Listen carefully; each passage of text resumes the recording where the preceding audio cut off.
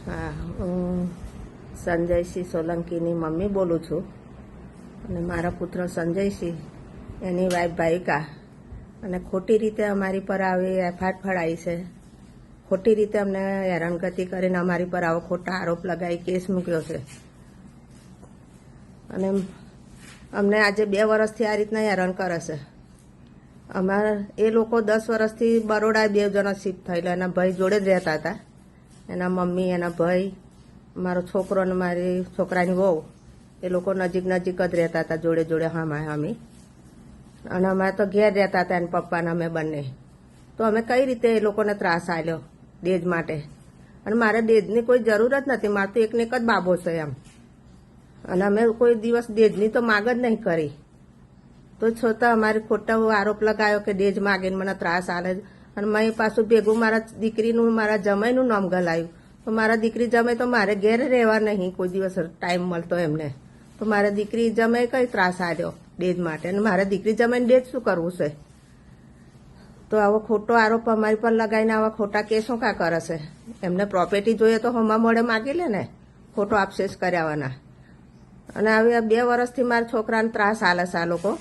અને મારા છોકરાને જો એવો પાપ હોત તો એના વાઈફના નામે બધી પ્રોપર્ટી ના કરત ને. બરોડાની જે કંઈ પ્રોપર્ટી છે બધી મારા છોકરાએ એના વાઈફના નામ પર છે. તો અમારે જો દેજ માટે માગણી હોત તો અમે એની પત્ની પર ના કરવા દોત ને બધું પ્રોપર્ટી. અમે તે વખત જ ના કરવા દોત એના બૈરાના નામે. અને પછી અત્યારે મને આવી રીતના ખોટું પ્રોપર્ટી જોઈને હેરાન કરે છે.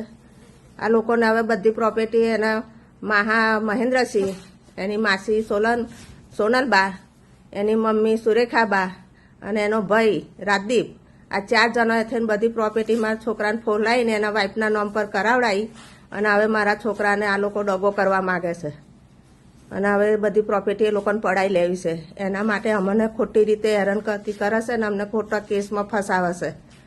અમારી પ્રોપર્ટીની કોઈ એવી વાત જ નહીં એમ. અને એ લોકોને જોઈતી હોય પ્રોપર્ટી તો રાજી ખુશીથી માગી લે, પણ મારા છોકરાને આવો ત્રાસ ના આલે એમ. જો મારો છોકરો કંઈક કરીને મરી જશે આવા ત્રાસથી તો પછી મારે જીવવાનો, મારે પછી ત્રાસ જ કરવો પડશે ને એમ. તો અમારે બીજું પછી શું ઉપાય રહેશે? દવા પીવાનો ટાઈમ ને. મારે એકને એક જ દીકરો છે અને અત્યારે એના પપ્પા નહીં, હું મારા દીકરા ઉપર જ હું જીવું છું એમ. તો આવો ખોટો ત્રાસ ના આલવો જોઈએ ને. એ લોકોને જોઈતું હોય તો મોડે માગી લે એમ. અને આવું ખોટું નામ બદલમ અને ઠેઠ અમારી દીકરી જમાઈ સુધી શું કાં ખોટું નામ બદલમ કરે?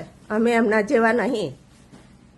હા, એટલે જે કંઈ હોય એ સાચું લાવો અને બધાને ભેગા કરો. સાચું હોય હું સાચું કહેવા માટે હું તૈયાર જ છું. કોર્ટ કહેતો હોય ને પોલીસ સ્ટેશન કહેતો હોય એમ. મારો પરિવાર બધો અમે આવીશું અને બધું જે સાચું છે ને અમે કબૂલ કરશું. અમે કોઈ દિવસ આજે એને લગ્ન કર્યા, 16મું વર્ષ બેઠું, મારા છોકરાએ કોઈ એને ગધેડી કે કોઈ ટપલી મારી નહીં. અને એની પત્નીએ જે માગ્યું એ મારા છોકરાએ હાજર કર્યું છે એમ. તો પછી અત્યારે કેવી રીતના કહી શકે કે મને ત્રાસ આલે છે અને આ લોકો મને ત્રાસ હલાવે છે એમ? પહેલાં તમે ચેક કરો કે ત્રાસ આલ્યો કે ભાઈ છે, પછી તમે એફઆઈઆર ફાળો ને કેસ કરો એમ. મારે બીજું કશું કહેવું નહીં. એ જ કહેવા માગું છું. જો મારો છોકરો ખોટી રીતે આ લોકો આવું નામ બદલામ કરશે અને મારો છોકરો જો આપઘાત કરીને મરી જશે તો એનું જવાબદાર કોણ રહેશે? અને સાસરીવાળો રહેશે કે પછી કોર્ટ રહેશે કે પોલીસ સ્ટેશન રહેશે? એનો ન્યાય જોઈએ મારે. કારણ કે મારા છોકરાને હું 2 વર્ષથી સાચવું છું. આપઘાત કરવા જાય, એક વખત તો એને પી લીધી હતી દવા, ગઈ સાલ જ પીધી હતી આ મહિનામાં જ. અને તમારે એવું હોય તો કપૂરાઈ ચોકડી પોલીસ સ્ટેશનમાં તપાસ કરો કે ભાઈ આ ભાઈએ ગઈ સાલ દવા પીધી હતી કે નથી પીધી આ 4થા મહિનામાં. તમે તપાસ કરો પોલીસ સ્ટેશનમાં.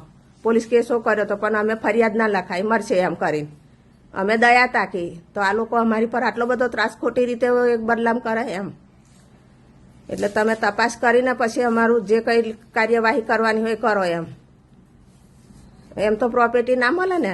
જો આવો ન્યાય કરશો ને તો સ્ત્રીઓ પછી પુરુષોને મારી નાખશે. અત્યારે આપણા ગુજરાતમાં 25 થી 30 છોકરાઓ દિવસના આપઘાત કરે છે. સ્ત્રીઓ માટે જ કરે છે. સ્ત્રીઓ અતિશય હેરાન કરે એટલે છોકરા આબરૂદાર હોય શું કરે? આપઘાત જ કરી લે ને.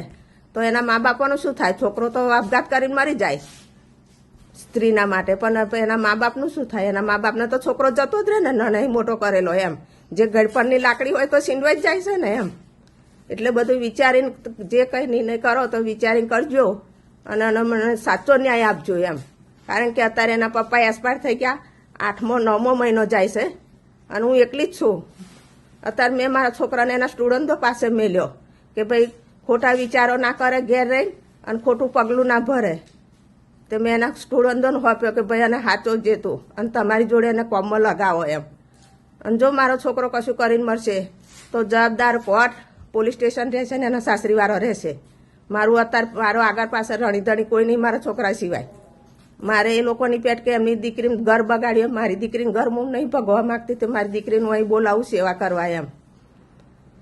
એમને તો પ્રોપર્ટી માટે એમની દીકરીનું સંસાર બગાડ્યો છે એમ.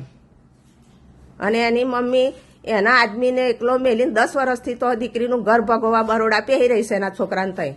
એનો આદમી એકલો અત્યારે છારિયેલમાં રહેશે ને એવી તો એના દીકરા જોડે પહેરે એનું દીકરીનું ઘર બગાડવા. તો આવું ઘર ના બગાડાય ને. પ્રોપર્ટી જોઈએ તો મળે માગી લેવાની. મારો છોકરો ખુશીથી હાલવા તૈયાર છે.